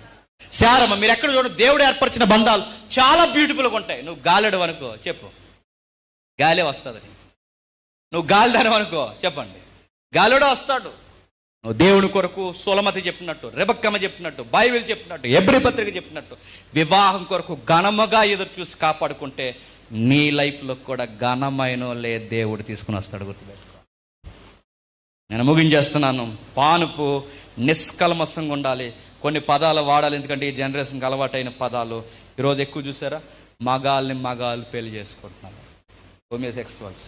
నెక్స్ట్ ఎల్జీబీటీస్, గేస్, ఇంకా ఉన్నాయి లెస్బిసియన్స్. ఈ వర్డ్స్ అన్నీ ఇప్పుడు ఉన్నాయండి, ఈ పదాలన్నీ ఇప్పుడు బయట ఉన్నాయండి. లెస్బిసియన్స్ అంటే ఏంటి? ఎల్జీబీటీ అంటే ఏంటి? గేస్ ఎవరు? ట్రాన్స్జెండర్స్ ఎవరు? ఈరోజు న్యూస్ మీడియాలో ఆ సుమన్ టీవీ అని డైరెక్ట్గా అడుగుతున్నాను, సుమన్ టీవీ ఉంది, మరి వీళ్ళందరూ ఎక్కడ దొరుకుతున్నారో తెలియదు వీళ్ళకి. అందరు వాళ్ళతోనే ఇంటర్వ్యూలు. ఎవడో కామెంట్ కింద పెట్టారు, రే దోమల కన్నా ఎక్కువైపోయారు ఈ మధ్య మీరు అని. దోమల కన్నా ఎక్కువైపోయారు ఈ మధ్య. వీళ్ళకి ఏం చేస్తున్నారంటే వీళ్ళకి పేట వేస్తున్నారు, వాళ్ళ దగ్గర మైకులు పెడుతున్నారు, వాళ్ళతో ఇంటర్వ్యూ చేస్తున్నారు. పైపచ్చికి ఒక రాయల్ వర్డ్స్ ఉపయోగిస్తున్నారు. ఆ రాయల్గా ఉపయోగించే పదం ఏంటి చెప్పిన, మనం వీళ్ళ ఫీలింగ్స్ని కూడా మనం ఏం చేయాలట? గౌరవించాలట. చెత్త వీళ్ళ ఫీలింగ్స్. మీరు యూనివర్స్లో చూడండి, దేవుని బైబిల్ నాగరికతలో చూడండి, అసలు ఇది లేదు, ఈ పదాలు లేవు. ఒక స్త్రీ, ఒక పురుషుడు, ఒక పురుషుడు, ఒక స్త్రీ. 1 man 1 woman అంతే. ఒక పురుషుడికి ఒక స్త్రీ, ఒక పురుషుడికి ఒక స్త్రీ, ఒక స్త్రీకి ఒక పురుషుడు అంతే. పురుషుడికి పురుషుడు కాదు, స్త్రీకి స్త్రీ కాదు. దీన్ని ఏమంటారు తెలుసా? పాపం సొసైటీలో ఎక్స్ట్రీమ్ అయిందనడానికి ఇదే సింబాలిక్. మీరు చూడండి, గుర్తులవే. పాపం పెట్టరేగిపోయిందనడానికి దానిని గౌరవించడం ఏంటండి? ఎల్జీబీటీని గౌరవించడం ఏంటండి? లెస్బిసియన్స్ని గౌరవించడం ఏంటండి? వాళ్ళని ఆనర్ చేయడం ఏంటండి? కొన్ని ఇంటర్వ్యూలు చూస్తున్నా, ఆ మధ్యకాలంలో బాధాకరమైన విషయం, కేరళ రాష్ట్రం అంటే ఓపెన్గా అని చెప్పకూడదు, ఈ పర్సంటేజ్ ఎక్కువ ఉన్న రాష్ట్రం అది. అలాంటి దగ్గర ఒక క్రిస్టియన్ మాంక్ ఇద్దరు ఇంజనీరింగ్ ఫైనల్ ఇయర్ చదువుతున్న కుర్రోళ్ళకి ఈ క్రిస్టియన్ మాంక్ దగ్గరుండి పెళ్లి చేశాడు. ఏమనాలండి? ఇంకా వివాహం ఏమైపోయింది? దేవుడు ఏర్పరిచిన అందమైన శృంగార జీవితం ఎంత వక్ర మార్గం పడుతుంది. ఆ వీడియో బయటకు వచ్చిన దేశం అంతా చూసింది, నవ్వుతుంది. ఆడికి తాళి కట్టడం, ఆడు సిగ్గుపడిపోవడం. నాకు చచ్చిపోవాలనిపించింది ఆ వీడియో చూసి. ఆడు సిగ్గుపడిపోతున్నాడు, ఈడు తాళి కట్టినాడు, ఆడు ముడిసిపోతుంది. ఈడికి ఫ్యాంట్ సొక్క ఉంది, ఆడికి ఫ్యాంట్ సొక్క ఉంది. వీళ్ళను కూడా మనం గౌరవించి దగ్గరుండి పెద్ద రకంగా వాళ్ళకి ఏం చేయాలంటే మనం సమాధి చేస్తాడు దేవుడు. కంగారు పడక. దేవుడు ఒప్పుకోడు. దేవుడు చెప్పాడు, ఇదిగో ఒక స్త్రీకి ఒక పురుషుడు, ఒక పురుషుడికి ఒక స్త్రీ.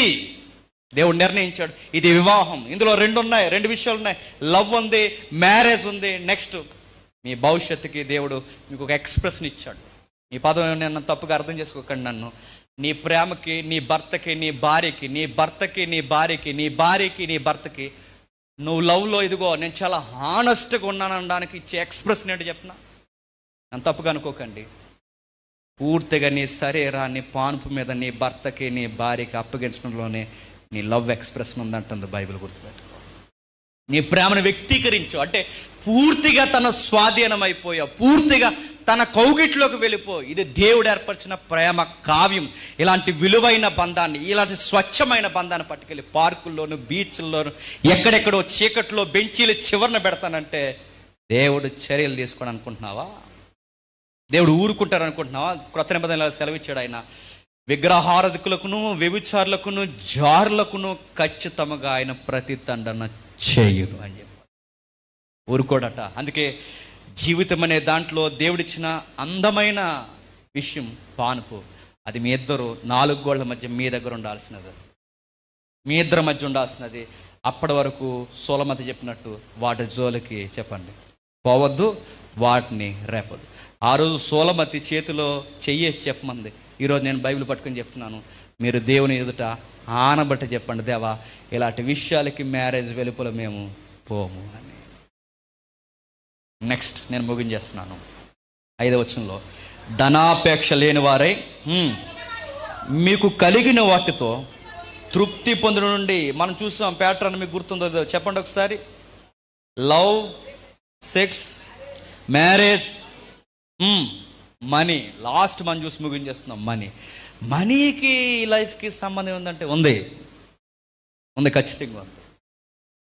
ఒక భక్తుడు ఎలా అంటాడు, నేను మర్చిపోతే రాసుకుని వచ్చాను, మనీని జాగ్రత్తగా మనం హ్యాండిల్ చేయకపోతే మనీ చెప్పండి మనల్ని హ్యాండిల్ చేస్తుందట. మనీని మనం జాగ్రత్తగా దాన్ని కంట్రోల్ చేయకపోతే అది మనల్ని కంట్రోల్ చేస్తుందట.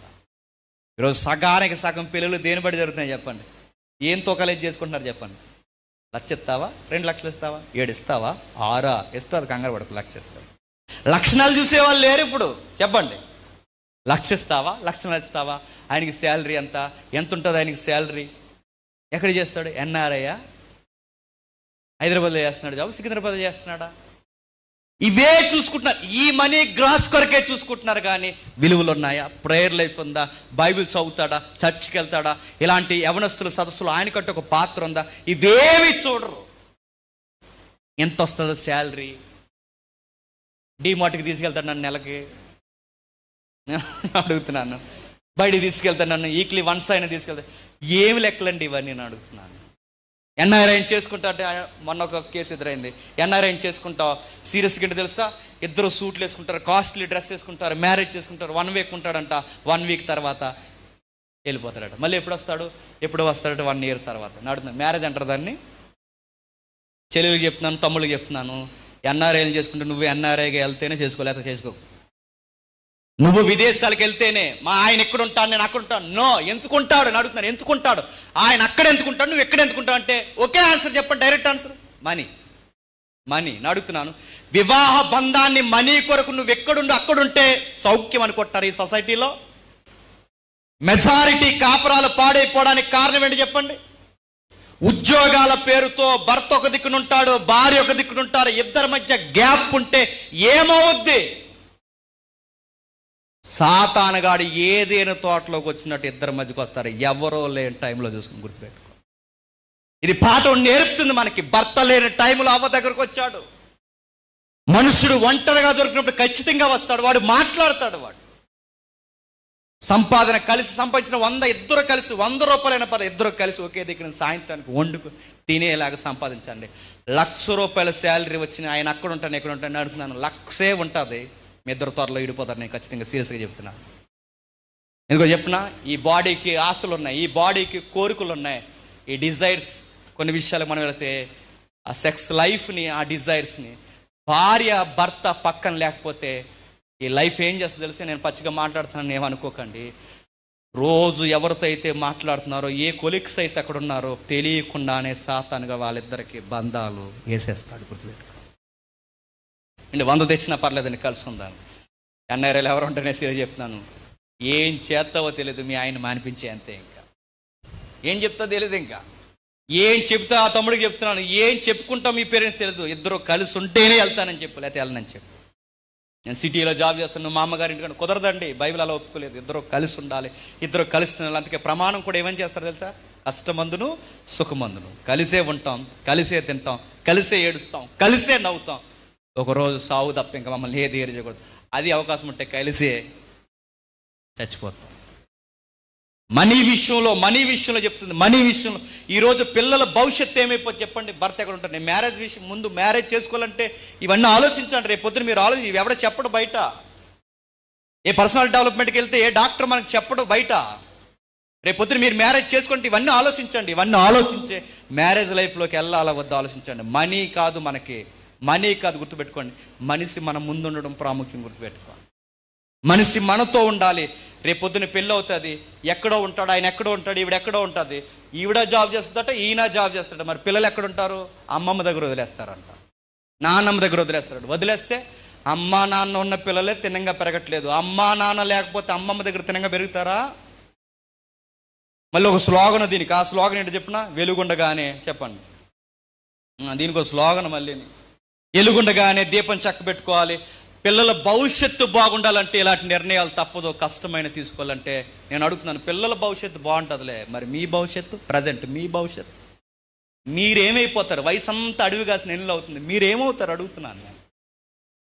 అందుకే బైబిల్ అంది, ధనము నిన్ను డిస్టర్బెన్స్ చేయకూడదు, మ్యారేజ్ లైఫ్లో నువ్వు డిస్టర్బెన్స్ అవ్వకూడదు, సెక్స్లో అబ్యూజ్ అవ్వకూడదు, లవ్లో డెఫినేషన్ దాటి నువ్వు బయటకు వెళ్ళిపోకూడదు. నా కుమారుడా, ఈ 4 విషయాలు జాగ్రత్త. నీకు భరోసా ఇస్తున్నాను. లవ్, మ్యారేజ్, సెక్స్, మనీ, ఈ 4 విషయాల్లో నా బౌండరీస్ దాటకుండా నువ్వు ఉంటే నీకు ఒక వాగ్దానం ఇస్తున్నా అంటున్నాడు. ఆ వాగ్దానం ఏంటో చూడండి, ఎంత బాగుంటుంది. ఆ వాగ్దానం ఏంటో తెలుసా? నిన్ను ఏమాత్రం విడువను, నిన్ను ఎడబాయను అని ఆయన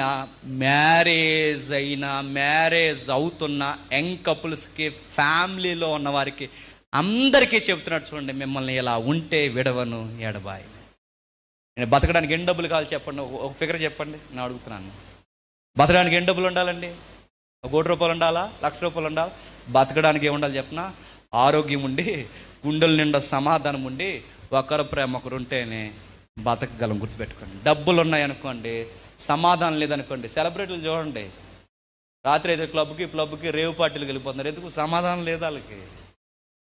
డబ్బుతో కొనలేనివి కొన్ని ఉన్నాయి. గుర్తుపెట్టుకోండి, ప్రేమ, వివాహము, ఒకరు దాంపత్య జీవితం, ఇవి జాగ్రత్తగా దాచుకోండి.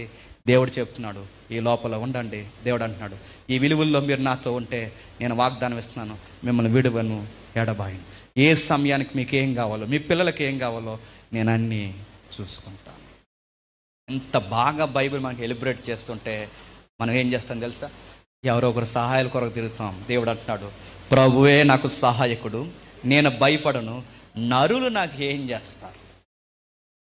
డబ్బులుంటే బాగుంటుందంటే, డబ్బులు ఉన్నట్టే ఉంటుందండి.